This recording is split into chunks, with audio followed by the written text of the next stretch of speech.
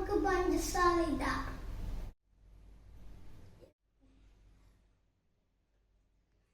Ice cream ഇട്ട് കൊടുക്കാം.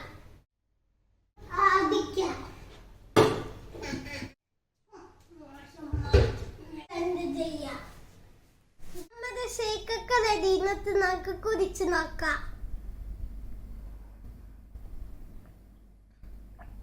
Very tasty and delicious.